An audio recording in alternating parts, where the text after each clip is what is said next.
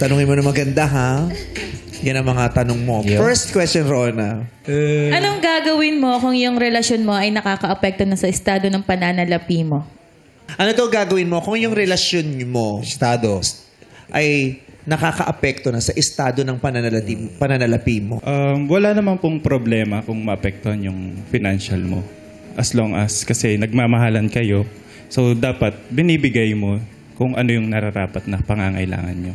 Pero kung isa lang or ikaw lang yung gumagawa ng bagay na yan, maling-mali. Mas mabuting unahin mo yung sarili mo at pamilya mo. Yun lang po.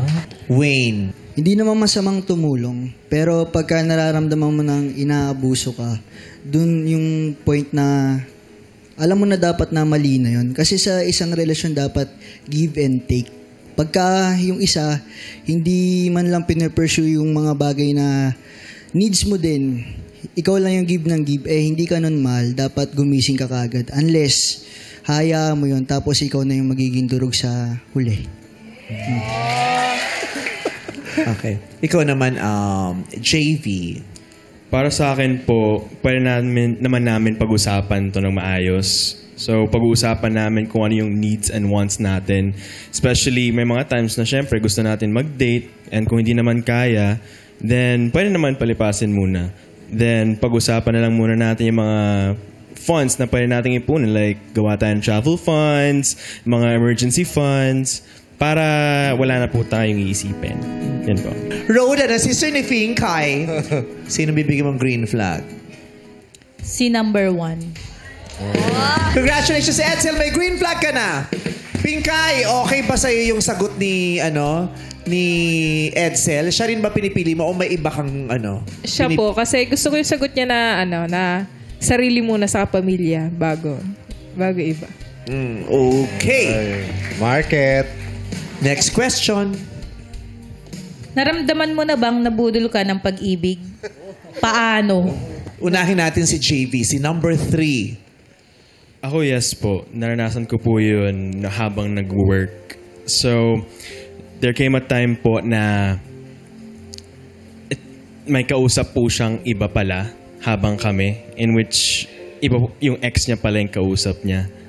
So, I saw that as parang karma sa akin. As I've mentioned nga kanina po na nanloko po ako. So, nung nalaman ko po yun after our breakup, natutunan ko po na hindi tama talaga yun. And karma really will hit you. So, when that karma hit me, dun po ako nagsimula na mag-grow po. And natutunan ko po kung paano maging selfless and be more cautious po sa mga decisions ko po. Thank you, JV. Edsel. Dumating po ako sa point na ako yung sumuporta para lang makaalis siya ng bansa. Pero sa pag-alis po niya, sa pinuntan niyang bansa, meron po pala siyang tatagpuing iba. Wow! Pero ngayon po, masaya na po ako kasi nakafocus na po ako sa pinag-aaral kong mga kapatid tsaka pinsan. Alam mo, yun ang maganda. Yun ang maganda. Tinulungan pang umalis. Yes. Sinuportahan. Sounds familiar. Oo. Tapos Sino kaya yung ganung Tapos may kinitang iba sa ibang lugar. After mo bigay lahat, iiwan ka na talaga. Tapos kala niya tapos pagdating dun, wala man lang ni honey ho. Tapos umasa ka pa, baka marami lang ginagawa, kaya parang dead ma muna siya.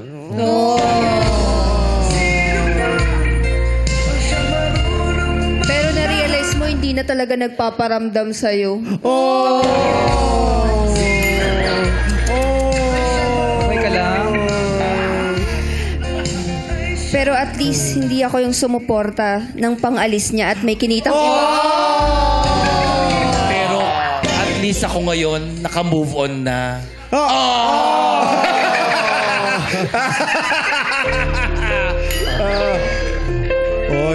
Pero at least yun sa akin, alam kong naging kami. Ay, grabe! Grabe! tsahin mo, Jackie. Ang bigat doon. Grabe. At least, kahit hindi kami, naka 4 years kami. Hindi kayo per 4 years.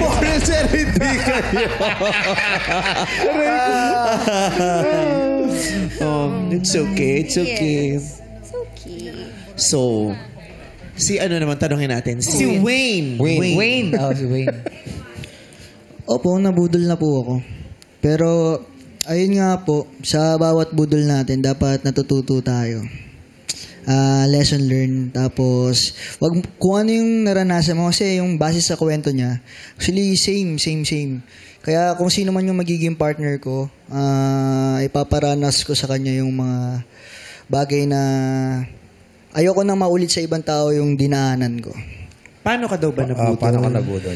Budol, like cheating, na pag-cheatan po ako. Nabasa ko na lang sa message na makikipagkita, ganyan. Tapos okay kami nung umaga. Tapos yung gabi, may kikitain siya. Ayun. Tsaka pagka magkakaroon ka kasi ng partner, dapat talaga give and take. Doon mo makikita yung totoong love. Kasi pag ikaw lang yung nagbibigay, magising ka na. Bakit ako lang yung nagbibigay? Kasi ikaw sa puso mo, alam mo yun na, ikaw nga, di ba? Ay, kailangan niya yun.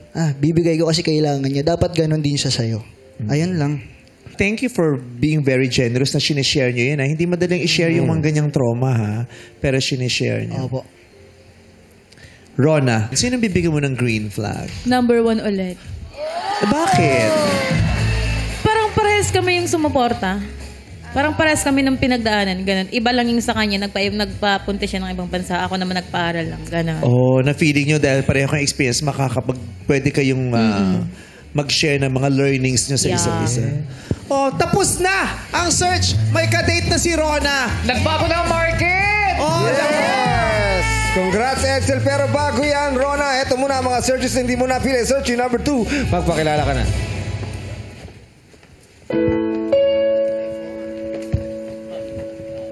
Hi, Rona.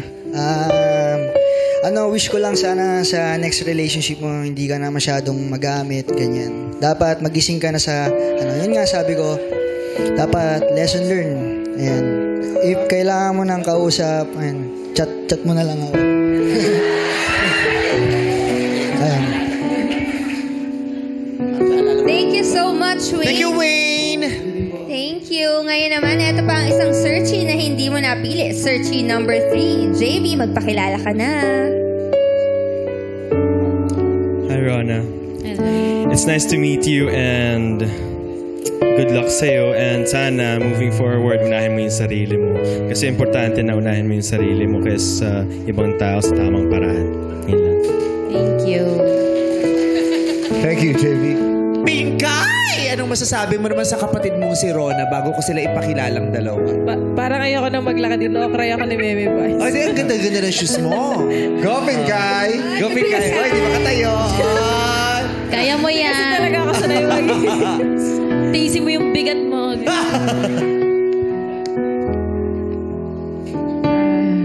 Unang, andito lang palagi si ate.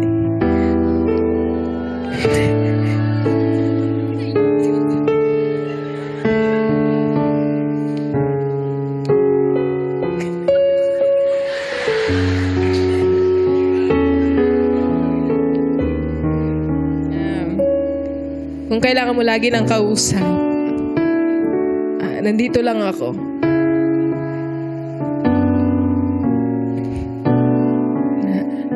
Sana rin natuto ka na sa mga past mo. Yun lang, mahal na mahal kita.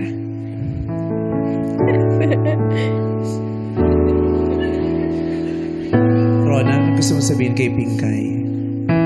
Ayan, gusto ko lang din mag-thank you kasi